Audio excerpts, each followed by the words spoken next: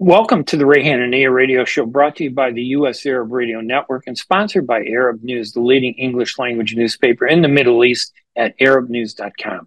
I'm Ray Hanania, your host. This week here at the Ray Hanania Show, we address the aftermath of the United Nations General Assembly's 79th session in New York City. First, with Arab News UN correspondent Ephrem Kossaify, who details for us all the many topics and challenges that the United Nations addresses. Ephrem is a phenomenal journalist, and his reporting on the United Nations, which is his main beat, is comprehensive, enlightening, and consequential. Then we speak with Brian Katulis, a senior fellow for U.S. foreign policy at the Middle East Institute. Brian was formerly a senior fellow at the Center for American Progress, where he built the center's Middle East program and also worked on broader issues related to U.S. national security. The Middle East Institute also, by the way, just released Brian Katulis' most recent analysis called Strategic Drift, an assessment of the Biden administration's Middle East approach, topics that we speak with during his interview. The Ray Hanania Radio Show is broadcast live every Thursday at 5 p.m. on WNCK, AM 690 Radio, and on Monday at 5 p.m. in Michigan on the U.S. Arab Radio Network. It is also available online at arabnews.com/Ray Radio Show.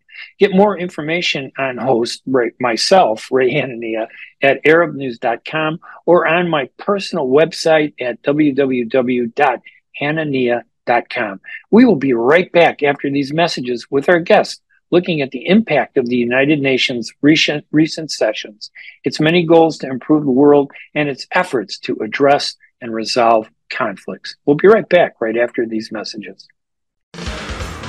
ArabNews.com, bringing you breaking news from across the Middle East and the latest on Arabs in America. Get inside the latest headlines with expert analysis and insights at ArabNews.com. Join over 5 million Facebook fans and over 10 million monthly readers. ArabNews.com. News that matters to you. As the weather gets colder, it's a good idea to layer up with scarves, hats, and mittens. Another layer of protection this season is to get your flu and COVID-19 vaccines. You can get both vaccines at the same time. Talk to your healthcare provider or learn more at michigan.gov/COVID-flu-RSV. And layer up for some added peace of mind. A message from the Michigan Department of Health and Human Services.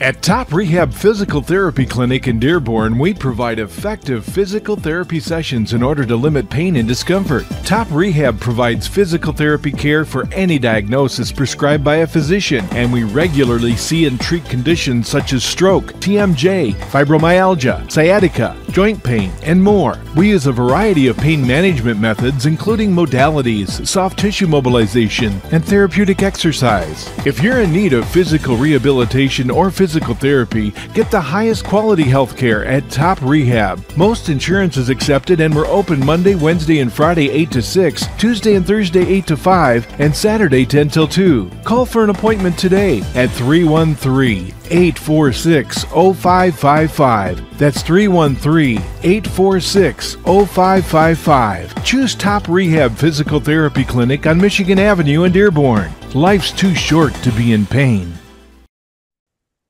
And now I'm really honored to be talking to not only a great reporter who is the Arab News correspondent covering the United Nations, but somebody I admire, I've known a long time, and he's a great writer, Ephrem Kossaify. Ephrem, thank you so much for joining me on the radio show. Hi, Ray. Always a pleasure. Thank you. Listen, the United Nations has been the big focus of attention of the news for the last few weeks, and I figured there's nobody better to tell us what's happened at the UN than you. So thank you.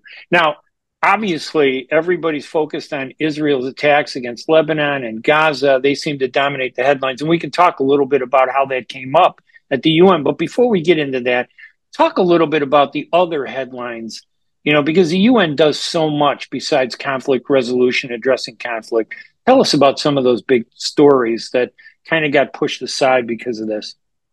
Yeah, for sure, Ray. Yeah, as you said, it's very accurate that even though Gaza and the war in Sudan and the war in Ukraine have again dominated the 79th session of the General Assembly, which ended on Monday, there still have been some positive headlines, or so does the UN like to say, including, for example, the 193 members of the UN coming together to adopt this Pact of the Future, which aims to revitalize the multilateral system and the institution of the United Nations, which has been struggling to tackle challenges like from climate change to wars in the Middle East and Ukraine. They have also adopted two other big declarations, one on the future generation, which seeks to enhance the role of youth in public and national decisions, and also the Global Digital Compact, as it's called, which grants the UN a still yet undefined role in governance of artificial intelligence. And also, Ray, WHO has also been leading on this. There's been a pact that was adopted as well, a political declaration on antimicrobial resistance, which, as Dr. Hanan Belhi, who's the Saudi regional chief of the WHO, told us the other day in an interview, is a silent epidemic. So at least if you want to see the glass half full, you can look at these agreements that, even though it took very long and intense weeks and months of negotiations led by Germany and Namibia, member states have finally been able to come together to sign these three big declarations. And if you want, we can talk about the Security Council reforms part of the Pact of the Future, which I think is one of the most important things. Let's do that, because explain a little bit about the Pact to the Future. Drill down just a little bit so people understand. What does that mean? The Pact of the Future is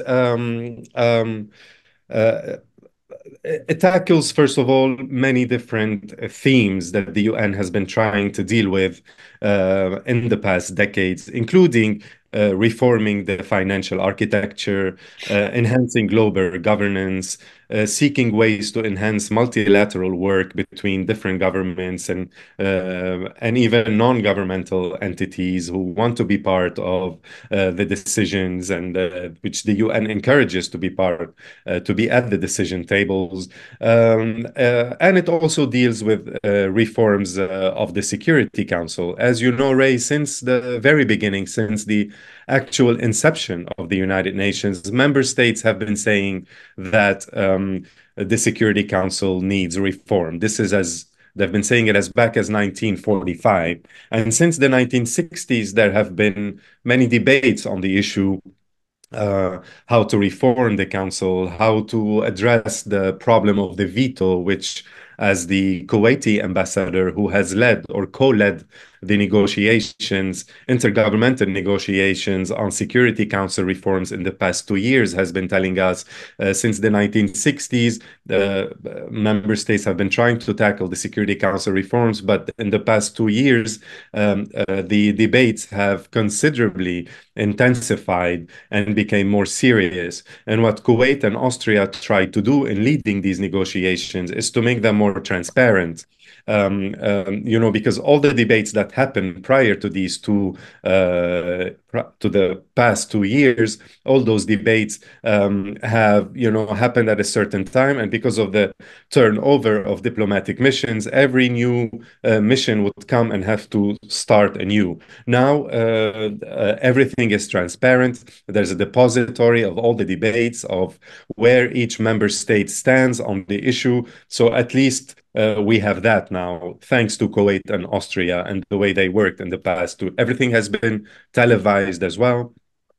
Just before you go into that, that's an important aspect, because I know a lot of people, when I hear them talk about the UN, and obviously I don't cover the UN fully the way you do, but they talk about how the Security Council is the power and the General Assembly is the voice.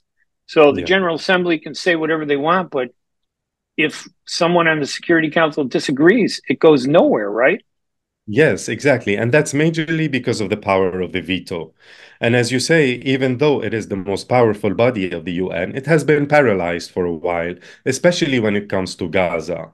Out of the 80 vetoes that the United States has cast over the past decades, at least 40 of them have been cast to prevent any action against Israel in the occupied territories and to prevent any action on the ground. 5 of those vetoes have been cast within the past year. As we saw, the US has vetoed every ceasefire resolution. And even when it was adopted, when the Security Council adopted the 3 resolutions, one having to do with humanitarian relief for the people in Gaza, the US abstained to let it pass, but also undermined it further by saying that Security Council resolutions are non-binding. If you remember, this was a huge controversy at the UN. The Security Council is supposed to have the force of international law behind it. It is even allowed to use Chapter 7, to use force in order to implement its resolution. But as you said, it has been paralyzed because these 5 big powers have the prerogative of the veto. They can block any action that doesn't suit their geopolitical position. And this is what the Kuwaiti ambassador said as well to Arab News. One or two countries cannot be allowed anymore to block the path of peace when the majority of member states want the path to peace, as we saw also in the General Assembly. Yeah, that's a really big issue. I'm glad you touched on it and you talked to members, about that. So obviously that is a big topic that they're talking about. Yeah. And then there's another one that we always talk about, SDGs. I don't want to pass that up because those are significant, aren't they? Explain what the SDG stands for and what does it touch on?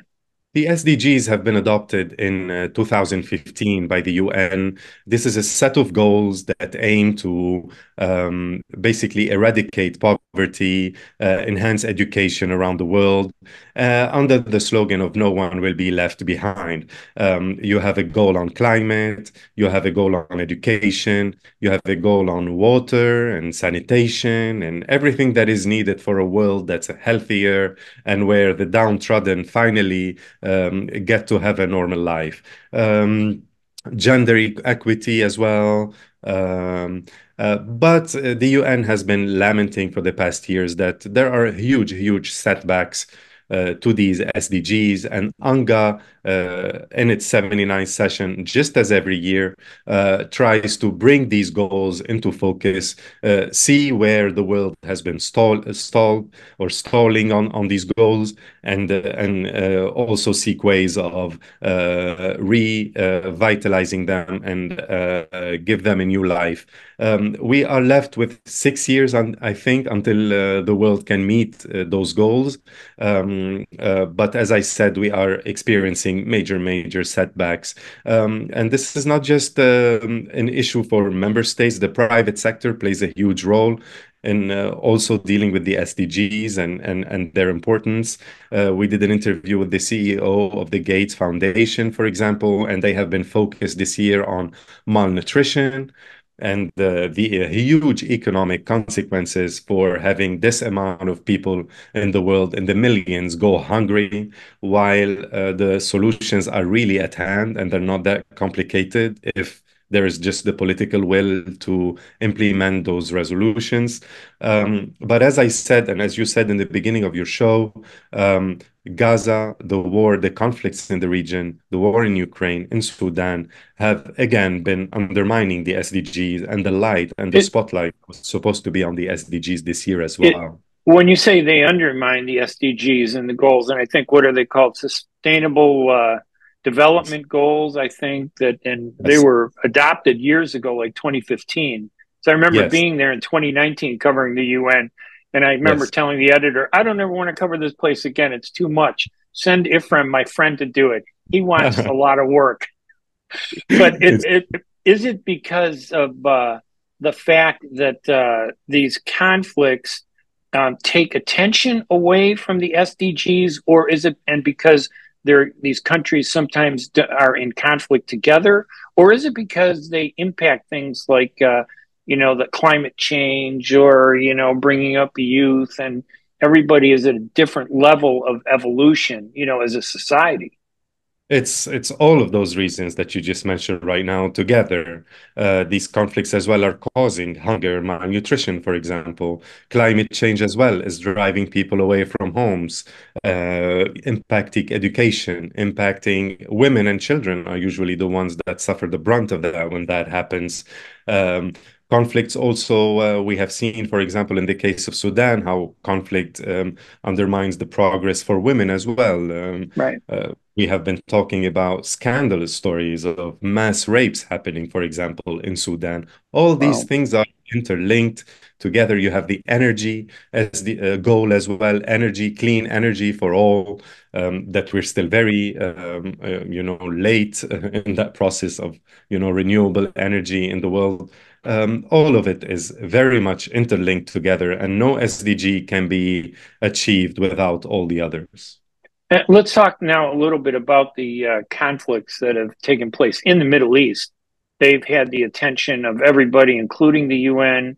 There was a lot of talk about that. I remember as I was watching the UN, listening to speeches, I saw a lot of members of the General Assembly who had so many other issues about their countries take a minute to speak about the inalienable rights of the Palestinian people. That isn't, it seems like that topic is a big issue with members of the General Assembly, more so than the Security Council. Tell us a little bit about that. Does Palestine have are they recognized as a full member or a partial member? It's interesting. Palestine just got an upgrade in its membership this year based on a General Assembly resolution. They now are sitting in an alphabetical order, just like everybody else. Wow. In the General Assembly. The General Assembly really showed up for the Palestinian issue this year many, many times. Whenever the Security Council failed Gaza, the resolution or the issue was taken up by the General Assembly based on the request of the very active Palestinian envoy here, Riyad Mansour.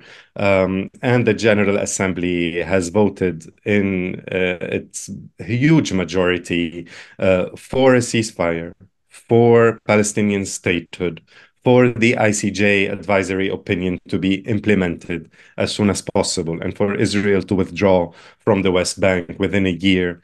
Although the General Assembly resolutions are not binding, yet you can tell, Ray, the importance of such resolutions in showing where the world stands on the issue, which again highlights the paralysis of the Security Council, where we see one member state blocking the action of the will of over 140 other member states of the General Assembly. So Gaza is not just the humanitarian suffering that we're seeing and how it's really weighing on the conscience of the world, as UN officials keep repeating. It's also the ways in which Gaza has shown the really weaknesses of the UN system with the Security Council, the dangers of keeping this veto power without any challenge, and the dysfunction basically that is causing this multilateral institution, the only one we have in the world. I saw when Israeli Prime Minister Benjamin Netanyahu got up to speak, many members got up in protest to his speech. And as you say, maybe the resolutions are not enforceable, but they do carry a lot of moral weight and legal weight in terms of embracing the international rule of law. Tell me a little bit about the Arab world as a voice at the UN. How strong is the voice of the Arab world? And maybe a little bit also about Saudi Arabia plays a big role in a lot of the projects and efforts there. But talk about the Arab world first. How formidable is the Arab world voice at the UN? They've been united, we have seen this picture over and over again of the Palestinian envoy surrounded by all his Arab colleagues, and they've all been speaking in one unified voice. against the aggression on Gaza and calling for a ceasefire, calling for accountability. They have been united. Maybe to give you like the epitome of the Arab position, I think it was very evident in the Jordanian foreign ministers at the stakeout of the Security Council the other day prior to the meeting, when he said, all of us Arab nations, we are ready to secure Israel's security. And I'm saying it from now, from the stakeout, if Israel implements the two-state solution and gives Palestinians their state and end these wars, we are all ready to have peace with Israel. I think that was the strongest statements, and it epitomizes where the Arab world stands right now in relation to Israel and to the conflict. This is, of course, in a reply or to reply to Israel's claims that no one wants peace with it, and it's surrounded by aggressive neighbors who only want to do it harm. So the Arab position was very clear in response to that, that no, they want peace. You asked about the Saudi efforts as well. I think mentioning Netanyahu, as you remember in his speech, he spent a good amount of time talking about Israel's desire to have peace with Saudi Arabia along the lines of the Abraham Accord. And he dwelled really a long time on that, trying to flesh out all the positive outcomes of such a deal. And immediately after, Saudi Foreign Minister Prince Faisal bin Farhan spoke to us reporters, and we asked him about what he thought of Netanyahu's speech, the part of the speech related to a deal with Saudi Arabia. And he said that what was interesting in his pretty lengthy speech is that he hasn't mentioned Palestinians. And he reiterated one more time, and he said it very clearly, without a Palestinian state, that's never going to happen. He was very clear about it. So I think the Arab world in general, the Saudis in particular, in addition to that, they've been pushing for recognition of Palestine across the board, with working with so many other member states. They have been united like never before behind the Palestinian cause at the UN. Yeah, I covered Prince Farhan's speech to the General Assembly and was very impressed by how that was a major issue. And as you pointed out, that is a major position that the Saudis are trying to make. In the final, we got a minute left or two, but any final thoughts, anything that I didn't bring up that you think shouldn't be ignored or should be remembered that comes out of this UNGA79? Just like the Swiss ambassador just said right now, before I spoke with you, that if you want to look at the glass half empty, then you can say everyone was gathering in New York, and while people are gathering here and world leaders are talking about peace and resolution of conflicts, Israel began attacking Lebanon and a ground invasion into Lebanon, right when world leaders were calling for a ceasefire and for an end to this conflict. And if you want to see the glass half full, then you can say that at least 193 member states still have a place to convene together, and this is the only place in the world where they can do so. And despite all the challenges and disagreements and geopolitical divisions, they were able to adopt a pact for the future, declaration on the role of youth, a commitment to reform the Security Council, even if it's just in words, and also a commitment to fight the next, as they say, silent epidemic, which is microbiological resistance. So I know that now that the United Nations General Assembly 79, UNGA79, has technically ended, the UN continues, though, with meetings pursuing and following up all these issues that you talked about then, moving forward. For sure. On Wednesday now, for example, because of the Iranian attacks on Israel on Tuesday, There's an emergency security council meeting that is being scheduled right now, for example. And October is a very busy month at the UN anyway. That's when all the committees meet. The budget committee, the humanitarian committee, all these various committees meet and chart their path for the next year. So there's a lot of work in October. It's the busiest month at the UN after UNGA. My guest, Ephrem Kossaify, Ephrem, you did a phenomenal job summarizing in less than 20 minutes for the radio show all that the UN does. They do a lot. They address a lot. Sometimes it isn't, everything that we want, but they are bringing up the issues that the world needs to address. Ephrem Kossaify, the Arab News correspondent covering the United Nations, my guest. Thank you, Ephrem. Thank you, Ray. My pleasure. We're going to take a quick break, and when we come back, we'll continue our interviews here at the Ray Hanania Radio Show. We will be right back right after these messages. ArabNews.com, bringing you breaking news from across the Middle East and the latest on Arabs in America. Get inside the latest headlines with expert analysis and insights at ArabNews.com. Join over 5 million Facebook fans and over 10 million monthly readers. ArabNews.com, news that matters to you. Are you going to start a restaurant or a grocery store soon? Do you need floor plans and designs? Call Naji Abood at 734-744-9796. Do you want to buy kitchen and restaurant equipment at discount prices? Call Naji Abood now, 734-744-9796. New Concept Products and Design, the trademark of kitchen equipment. 5% discount on all purchases of $75,000 or more. New Concept Products and Design, new location, 31185 Schoolcraft in Livonia. Learn more at www.newconceptproducts.com. Call Naji Abood, 734-744-9796.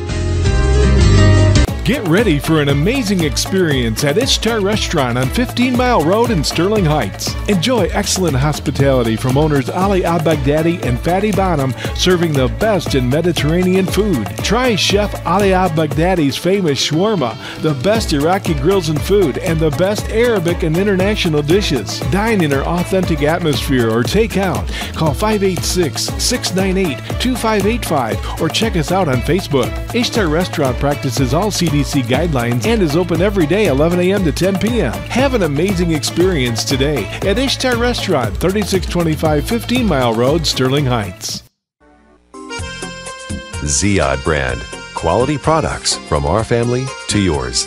Ziyad Brothers Importing offers the finest quality products, including brands like Sultan, Kraft, Nestle, Hook, Rico Picon, Dana, and many more. Ask your retailer to carry these fine products because you deserve the very best.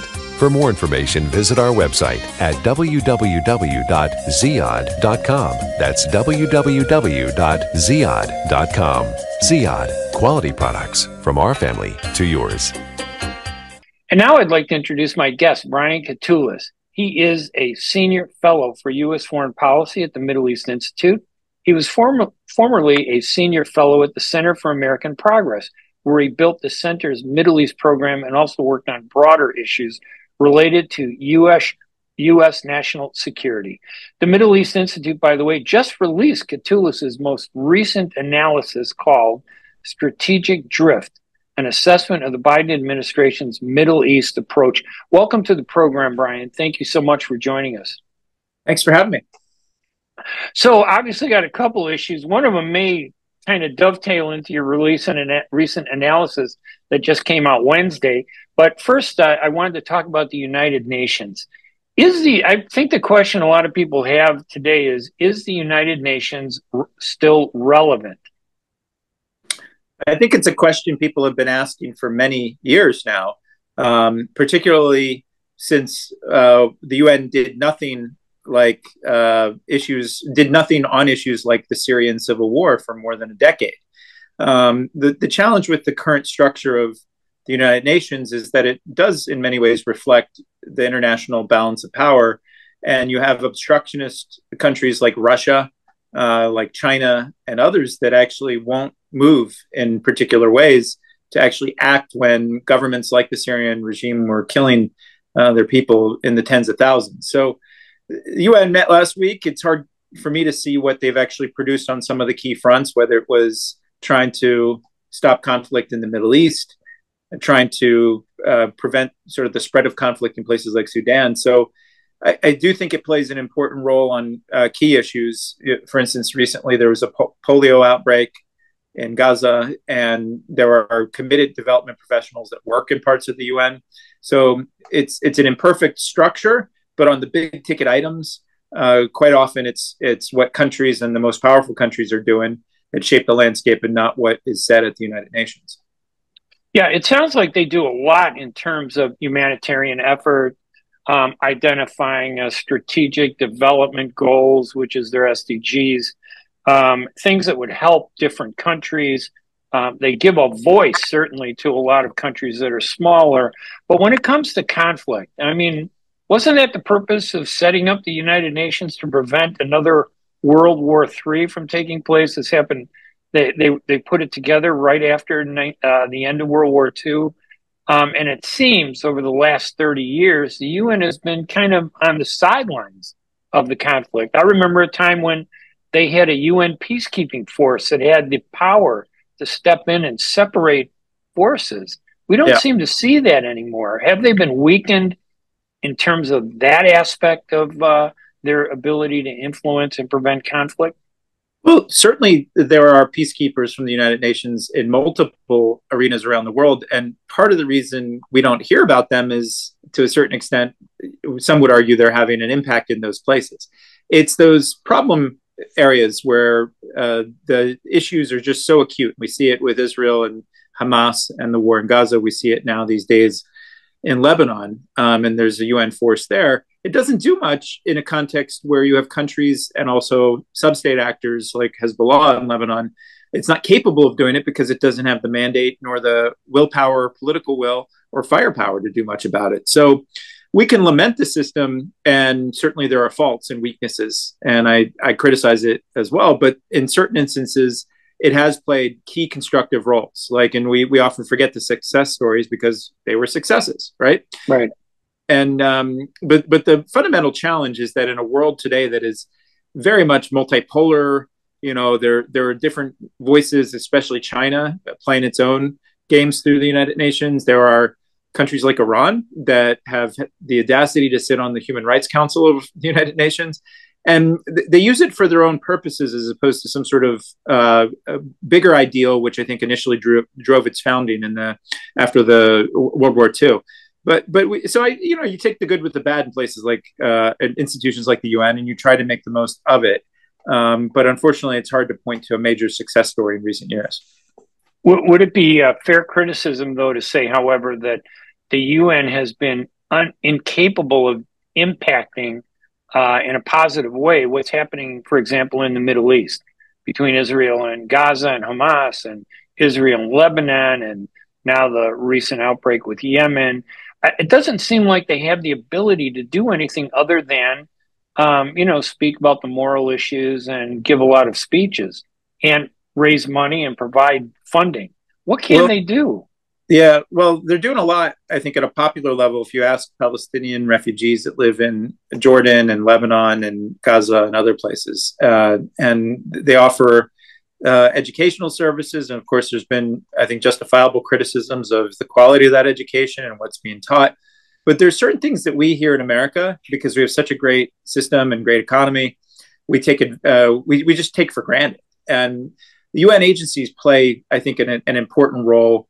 Again, a lot of it is stopgap, but it does save lives, as we were talking about sort of the polio outbreak in Gaza.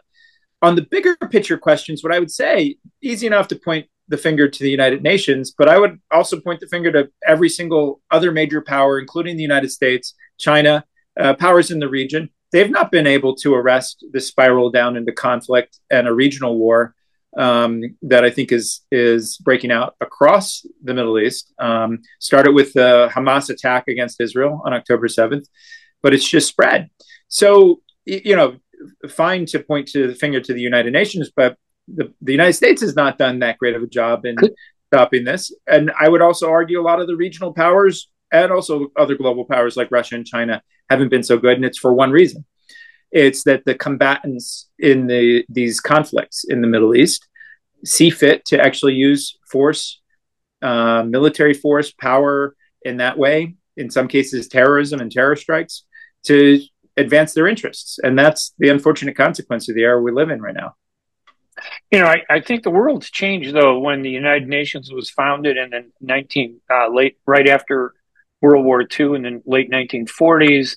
And today, the structure reflected more of what was happening in 1940s and 1950s and 1960s. But today, where every country feels that they deserve more equality, they should have a stronger voice, it seems like that the real power is in the Security Council, and that's kind of a remnant from the post-World War II effort to kind of keep the allies together and in control of the world, the critics might say. Is there a need to change that imbalance between the Security Council and the General Assembly, for example? Because nothing gets done in the General Assembly in terms of conflict without the backing of the Security Council.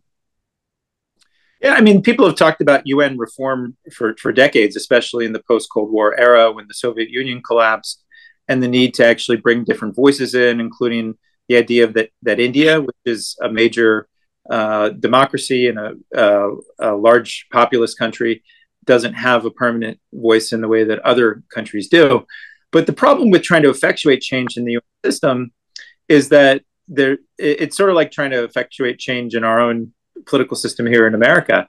To make big changes, you actually have to get some sort of consensus from any number of countries to actually make those changes. And what happens is quite often then when the UN system doesn't work, then countries band together in multilateral or minilateral efforts to try to shape the context in ways that they best can. So yes, you know, the UN was born in a particularly different era at the start of the Cold War. Here we are 25 years plus after the end of the Cold War. And we've had probably, decades worth of UN reform plans coming from think tanks or coming from the UN itself, but none are implemented because it goes back to the central question that plagues the Middle East today. Where's the political will to actually implement those changes that builds a consensus? And I'm afraid to say that, like, as awful as things seem with multiple conflicts from the Ukraine war to what's going on in the Middle East, to tensions in the South China Sea, it's going to take something cataclysmic to actually focus the minds towards the major reforms that a body like the United Nations needs to undertake. Do you think I'm being unfair to say, though, that the UN isn't really doing anything in terms of affecting the conflicts in the Middle East, for example, or even Ukraine? It's really being done by Israel and the United States, the Arab world in the Middle East, and the European Union with the United States and Russia and their allies, in Europe, Eastern Europe. It doesn't seem like the UN is playing a major role. Do you think I'm being unfair to say that? No, but it's also not ahistorical, right? Think back to major other conflicts that the United States was involved with, whether it's the Korean War at the outset or of the founding of the UN, but Vietnam. Quite often, it's just nation states that actually are advancing their interests in the arena. It's the most international arena, and it's the powerful ones that are doing that. So, I do believe that these institutions in the UN, international institutions, still play an important role in facilitating conversations, finding solutions on human security needs, as we talked about the development goals and other things like this. But when it comes to core power interests of different nation states, quite often they play themselves out through unilateral means or mini or multilateral means. So over the years, I know the General Assembly has passed many resolutions that have become the foundation for the discussion of peace, but they're not really enforceable, are they? No, there's no mechanism to enforce them. I mean, in certain instances, I remember in the case of Libya, there was an arms embargo after the Gaddafi regime was in power, and then afterwards. And there are efforts to sanction, but quite often what's really needed to impose sort of stability is some sort of victory on the military battlefield. Like it's hard to legislate these things through UN resolutions to get to peace and stability. Anyone who argues otherwise is not paying attention to how the real world works. You know, so the UN could play a role. In other words, when a conflict comes to a halt or a pause, to help expand that to peace and support bringing the two sides together. But technically, it can't really stop a conflict then, I guess.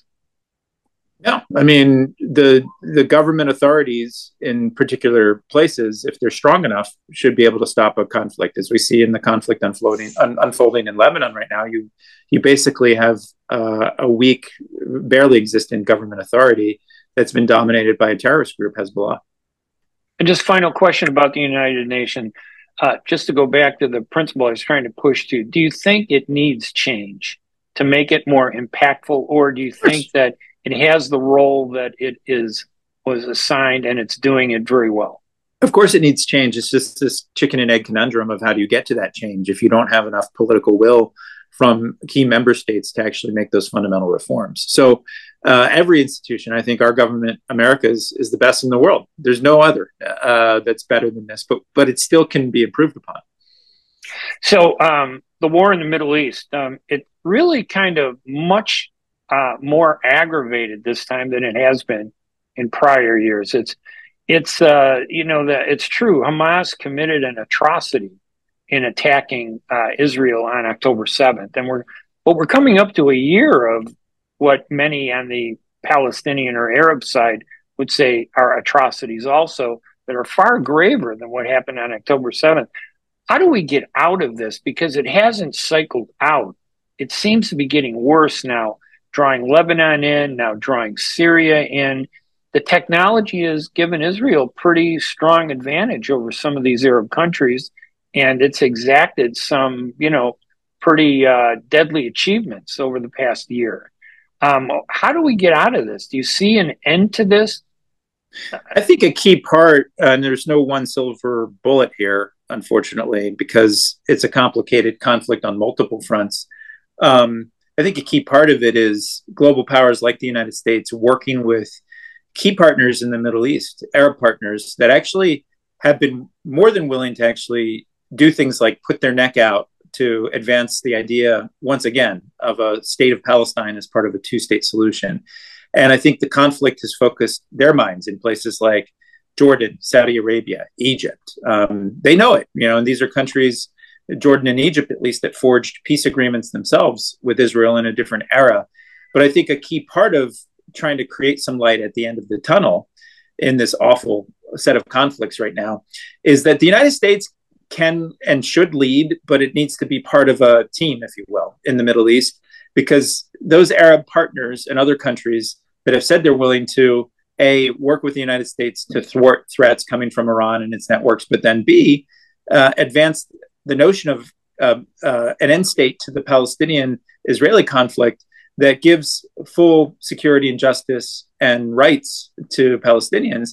They're going to be a key part of the equation, because especially in the United States, no matter who wins our election in a few weeks, we're going to have other issues, right? We've got immigration, we've got economic issues, we've got abortion, questions about our own democracy. So we're going to need to work as a team with some of these Arab partners that in the past maybe weren't as active as they are today. And they're more than willing, I think, to step up.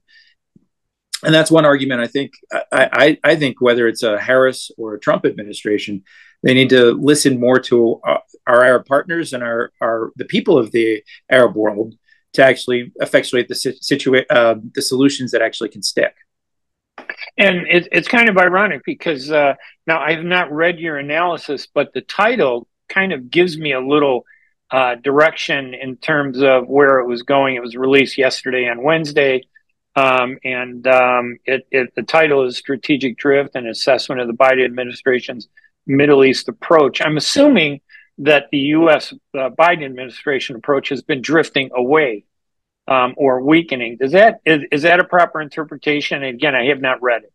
Yeah, I mean, that's what it's a constructive criticism of the Biden administration, but I would argue the previous administrations, the Trump administration, the Obama administration, in their own way, have acted erratically and made sort of gestures that confuse the region. And this is not a partisan statement, but basically, since the George W. Bush invasion of Iraq, and then the sense that we overreached, that there's been an attempt to swing the pendulum backwards. But every time a US president tries to do that and tries to disengage from the region and operates with this assumption that less is more, they have what I call their Michael Corleone moment for the Middle East. Every US president has one. It comes from Godfather 3, when Marco Corleone says, just when I thought I was out, I get pulled back in.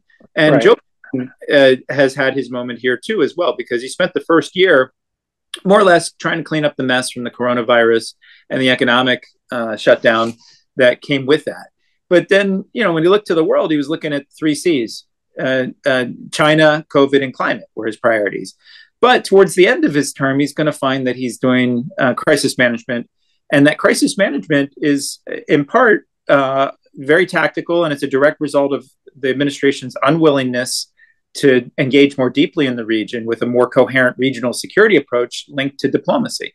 So there's a lot of wishful thinking, but main point here is that the report articulates what I think is a fair assessment of how the Biden administration has approached the Middle East for nearly 4 years, but it's not all that dissimilar from its predecessors. I mean, we can argue different things like Trump's Abraham Accords or Obama's engagement to respond to the ISIS crisis or the Iran nuclear deal. But the broader contours have been the US saying we're going to pivot or rebalance to other parts of the world, whether it's Asia or China or to home. And every time we do that, we actually end up causing more challenges for ourselves, because we then reduce the trust and confidence and leverage that we have with some of our partners in the region. And again, I should ask you if you want to do. I think you did give us kind of a summary of what the analysis says. If there's any more to it, I'd love for you to add to it, because I think it's the Middle East Institute. Your analysis have always been critical to understanding issues like in areas like the Middle East. So I'd love to give you an opportunity if you want to say a little bit more about that analysis, and recommend that our listeners go to the Middle East Institute, and I'll make sure to put the website on the radio and the YouTube so they can do that. But what maybe some other points that you didn't touch on that you think should be mentioned? Well, this is part of a series, and this is the 4th of a series of reports I've done in the last year with support from colleagues.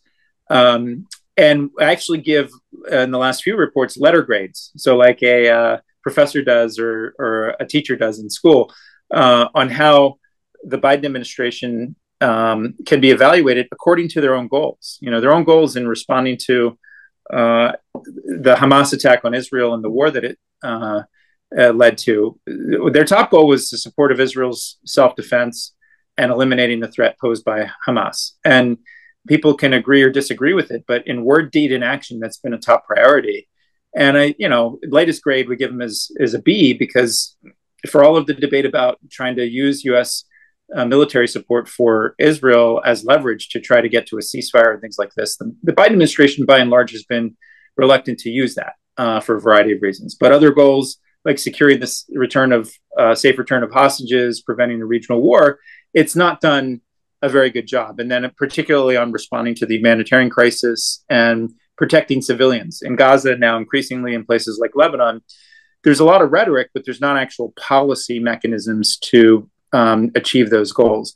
A couple of things I'd say also is there's bigger picture recommendations. It's not just assessing the current record. It's hoping to offer some lessons learned from this period for whomever wins the presidency in 2024 and enters office in 2025. And a key sort of lesson is the U.S. should actually state what it wants to achieve in the Middle East rather than what it doesn't want to achieve, right? So a lot of the mistakes that are made in U.S. policymaking on foreign policy is to say, we don't want this to happen. We don't want there to be a terror attack. We don't want there to be a war. But it doesn't yet articulate what it would take to actually achieve peace or to achieve an end to the terror groups that are challenging the security in different places. And another key sort of challenge, which we highlight in a key lesson, is, and I mentioned this earlier, is that the United States cannot go it alone. There are so many actors in the region. Arab countries and others that are looking for partners as opposed to someone telling them what to do. And that's a key part of the conversation for helping set a new future for the Middle East, is listening to those countries that are actively trying to respond to the situation that they're living in that part of the world, respond to their own people. And the United States, rather than coming in as some sort of outside power and giving them marching orders, we actually should have more of a conversation with some of our most reliable partners across the region. We don't do that nearly enough. And I hope whomever wins the presidency, we do that more, because it helps us create force multipliers in diplomacy and military action and other things when we're working with others. And the point before this last one that you just made kind of reminded me of American election politics. I've covered American politics for 45 years and covering City Hall in Chicago and Illinois and Midwest politics. And the one thing I've learned is a lot of voters don't vote for someone, they vote against somebody. Yeah. And it sounds like that's almost what's been happening, that type of attitude towards issues. Yeah, and that's unfortunate, because when you cast yourself, your agenda, what you're trying to advocate for, mostly in the negative, then you end up actually, I think, prioritizing those things or focusing so much on those things that you don't want to happen. So case in point, for those like me who support the Palestinian people and want there to be a two-state solution and a state of Palestine created, I understand why this is the case, especially in the context of this vicious war over the last year.